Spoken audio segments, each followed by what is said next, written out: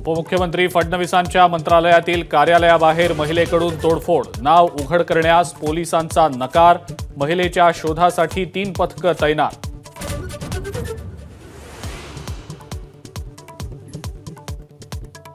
एखादी बहीण उद्विग्न झाली असेल तर कारण समजून घेऊ, व्यथा दूर करू, कुणी जाणीवपूर्वक केलं असेल तर तेही समजून घेऊ, फडणवीसांची तोडफोडीवर प्रतिक्रिया।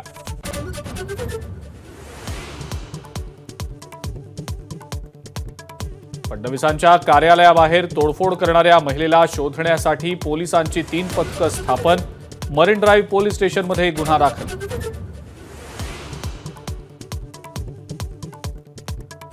पोलीस महासंचालक रश्मी शुक्लांना हटवण्याची काँग्रेस शिष्टमंडळाची केंद्रीय निवडणूक आयोगाकडे मागणी, तर शिंदे गटाकडून निवडणुका एकाच टप्प्यात घेण्याची मागणी।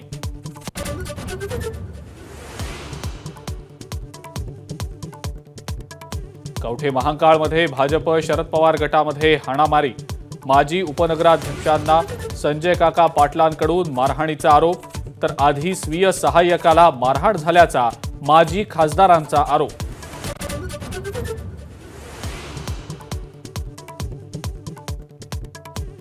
पुणे मेट्रो सुरू करण्यासाठी महाविकास आघाडी नेत्यांचं ठिय्या आंदोलन, मोदींच्या हस्ते रविवारी उद्घाटन आणि शिंदे फडणवीस मेट्रोनं प्रवास करणार।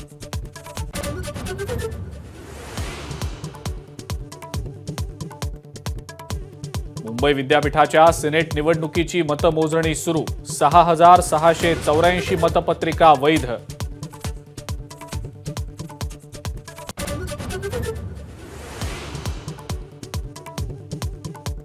राजकोट किल्ल्यावर शिवाजी महाराजांच्या पुतळ्यासह 100 कोटी खर्चून साकारणार शिवसृष्टी, मुख्यमंत्र्यांपुढे प्रेझेंटेशन सादर।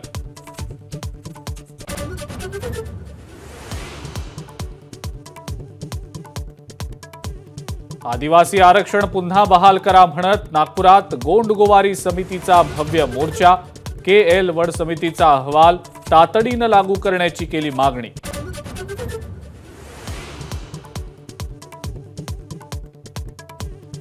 अक्षय शिंदेच्या अंत्यसंस्कारासाठी जमीन उपलब्ध करून देऊ, राज्य सरकारची हायकोर्टात हमी, 3 शहरांमध्ये अंत्यसंस्काराला झालाय विरोध।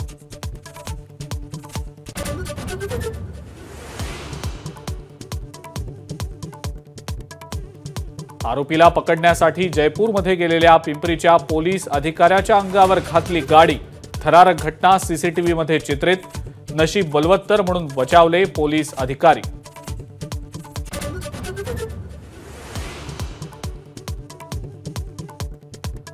ॲडल्ट मूव्ही स्टार रिया बर्डेला उल्हासनगर पोलिसांनी ठोकल्या बेड्या, बनावट कागदपत्रांच्या आधारे भारतीय नागरिकत्व मिळवून सहकुटुंब भारतात वास्तव्य।